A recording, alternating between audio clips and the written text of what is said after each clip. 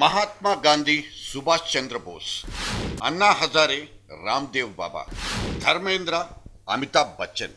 మూడు హిట్ కాంబినేషన్లే. దారులు వేరైనా టార్గెట్ మాత్రం ఒక్కటే. సమాంతర దారుల్లో జర్నీ చేసిన అందరూ క్లైమాక్స్లో ఇరగదీసిన వాళ్లే. ఫ్రెండ్షిప్ ఫర్ ఎవర్ అంటూ ఈ జిగ్రీ దోస్తులు పాడుకునే సూపర్ హిట్ పాట ఎవర్ గ్రీన్.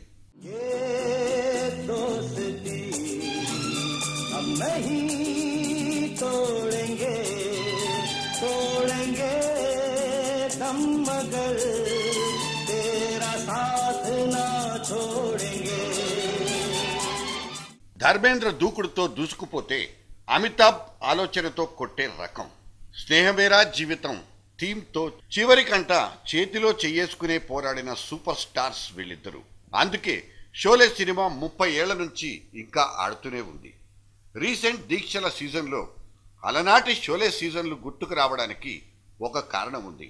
వన్ రీజన్, భావావేశాల్లో ఇసుమంత తేడా ఉన్న లక్ష్య సాధనలో మాత్రం మేమిద్దరం ఒకటే అంటున్న రామ్దేవ్ బాబా, అన్నా హజారే. ఒకరి కోసం ఇంకొకరు చెరో దారి పట్టి రాకెట్లలా దూసుకుపోతున్నారు.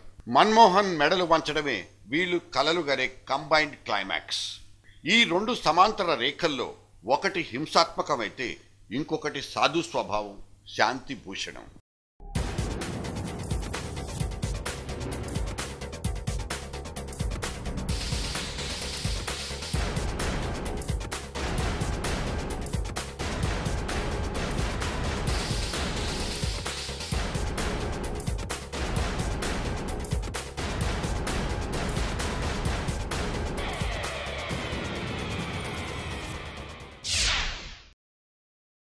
Your attention please. అన్నా బన్ గయా బాపు. అవును, మన బాపు మళ్ళీ పుట్టాడు. 1947 స్టోరీ స్క్రీన్ ప్లే మార్చుకుని మళ్ళీ రిపీట్ అయినట్లు ఢిల్లీ నుంచి నిన్ననే ఒక ప్రకటన. ద్వితీయ స్వాతంత్ర్య పోరాటం ఇప్పుడే షురూ అయ్యిందని అన్నా హజారే సెలవిచ్చినట్లు తెలియగానే 121 కోట్ల ఇండియన్ గుండెలు ఒక్కసారి ఆగి మళ్ళీ కొట్టుకోవడం మొదలుపెట్టాయి.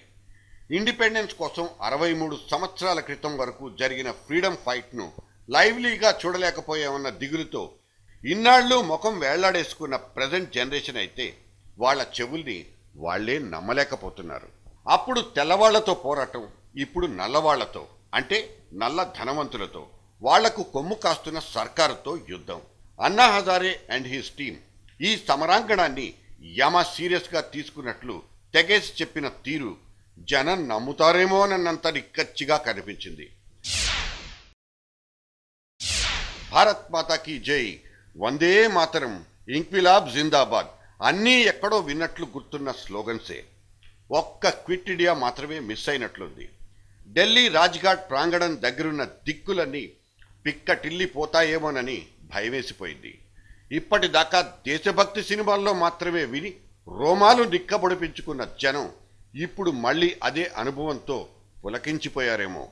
మేలో మొదటిసారి, నిన్న జూన్లో రెండోసారి లోక్పాల్ బిల్లు మీద సంతకం పడకపోతే ఆగస్టు 16 నుంచి మూడోసారి సిట్టింగుల మీద సిట్టింగులు ప్రకటిస్తున్న అన్నా హజారే ఇప్పుడు రాజ్ఘాట్లో పద్మాసనం వేసు కూర్చున్నది ఎందుకని అడిగితే ప్రజాస్వామ్యం గొంతు తెగ్గోసినందుకన్నది హజారే ఇచ్చిన బదులు. రామ్లీలా దమనకాండను నిరసించడానికి తమకున్న దారి ఇదొక్కటేనంటున్నారు అన్నవారు.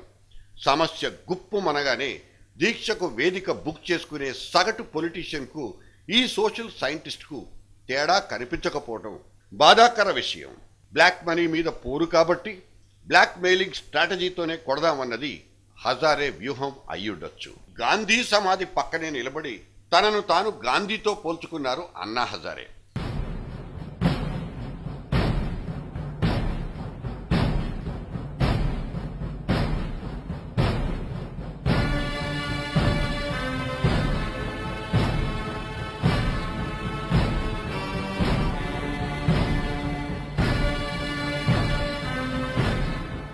గాంధీ తర్వాత గాంధీ అంతటి వాణ్ణని ఆయనకాయనే సర్టిఫికెట్ ఇచ్చుకోవడం అందరూ వినేశారు కూడా.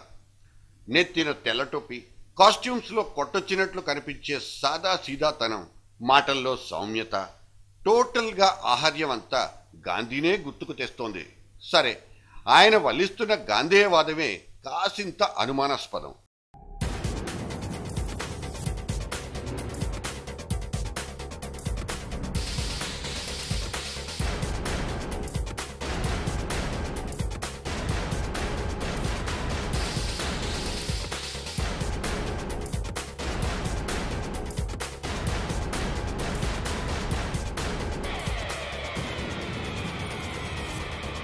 నన్ను లేపేయడానికి ఒక కేబినెట్ మంత్రి స్కెచ్ గీశారన్నది హజారే వదిలిన లేటెస్ట్ కాంట్రవర్షియల్ కామెంట్. ఈ మాట ఆయన హోదాను పెంచిందా లేక తుంచేసిందా అన్నది ఇప్పుడు అందరిలోనూ నడుస్తున్న చర్చ. 30 లక్షల సుపారీ కూడా చేతులు మారిందన్నది అన్నా దగ్గరున్న ఆధారం. ఒక రాజకీయేతర శక్తిగా ఇప్పుడిప్పుడే ఎదుగుతున్న అన్నా హజారే ఇంత గొప్ప గూఢచర్య వ్యవస్థను కలిగి ఉండడం ఆశ్చర్యపరిచే విషయం. మన్మోహన్ సర్కార్ని మాఫియాతో పోల్చిన హజారేది తొందరపాటు చర్యనని అనవసరంగా నోరు పారేసుకోవడం హజారే ఆరోగ్యానికి అంత మంచిది కాదని అన్ని వైపుల నుంచి ఆలోచించే సీనియర్ సిటిజన్ల అభిప్రాయం. అపర గాంధేయవాదిగా పేరున్న అన్నా హజారే అంత ఈజీగా అబద్ధమాడతారా? ఇది ఆయన లాయలిస్టులకున్న ప్రగాఢమైన నమ్మకం. బ్రిటిష్ వాళ్ల కొరడా దెబ్బలు, తూటా పోట్లకు ఎదురొడ్డి సత్యాగ్రహంతోనే సాధించి చూపెట్టిన గాంధీ తత్వమే ఇప్పుడు అన్నా మార్గం అయ్యుండొచ్చు.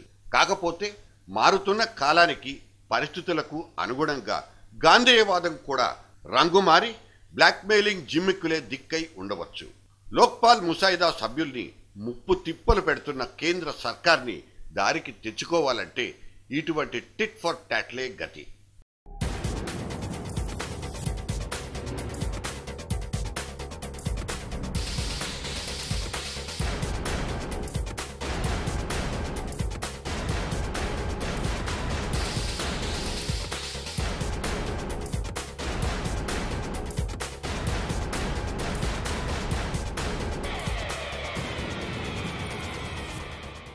బ్రిటిష్ దండయాత్రను దండోపాయంతోనే కొడతానన్న సుభాష్ చంద్రబోస్ సాయుధ పోరాటాన్ని ఎంచుకున్నాడని, సొంత సైన్యాన్ని నియమించుకున్నాడని మనకు చరిత్ర చెప్పింది. ఆజాద్ హింద్ ఫౌజ్ పేరుతో దేశం బయట నుంచి తెల్లవాళ్లకు తిక్క పుట్టించిన బోస్ యువతకు ఎవర్ ఇన్స్పిరేషన్. ఆ బోస్ పేరు చెబితేనే యువరక్తం ఉడికిపోతుంది. ఈ సూక్ష్మాన్ని బుర్రకెక్కించుకున్నట్లు రామ్దేవ్ బాబా కనిపిస్తున్నారు.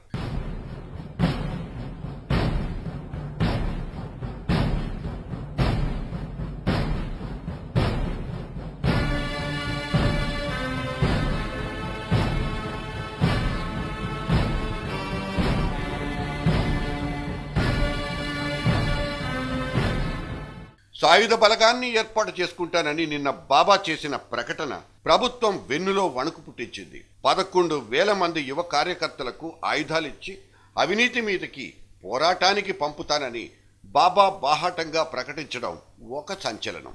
హక్కుల కోసం గెరిల్లా యుద్ధాలకు దిగిన ఉద్యమకారుల గురించి వినడమే కానీ ప్రాక్టికల్గా చూడని దేశం మనది. బాబా డైలాగులు వింటుంటే ఇప్పుడు ఆ అనుభవం కూడా బాగా దగ్గరకు వచ్చేసినట్లు కనిపిస్తోంది. 20 युवक युवतियां एक जिले से आएंगे और हम अब 11,000 युवक और युवतियों की फौज अब यहाँ पतंजलि पीठ में तैयार और इन 11,000 युवक युवतियों को उनको शस्त्र और शास्त्र की दोनों की ट्रेनिंग देंगे और उसके बाद देखेंगे कि अगली बार जब रामलीला में रावण लीला होगी तब कोट पिट करके जाए. 10,000 కోట్ల రూపాయలకు ఆసామీగా ఇంటర్నేషనల్ నెట్వర్క్ ఉన్న స్వామీజీగా చలాయిస్తున్న రామ్దేవుడికి ఈ మాత్రం చేయడం కష్టం కాకపోవచ్చు. గాంధేయవాదాన్నే నమ్ముకున్న అన్నా హజారే లాంటి శాంతి కాముకుల నుంచి బాబాకు సపోర్ట్ ఉంటుందా అన్నది సందేహాస్పదమే. ఇంతలోనే కేంద్రం నుంచి హోంకరింపు. మా దగ్గర ఉక్కుపాదం ఉంది, తొక్కి పారేస్తామన్న హోమ్ మినిస్టర్ హెచ్చరిక రామ్దేవ్ బాబాకు వినిపించిందో లేదో మరి.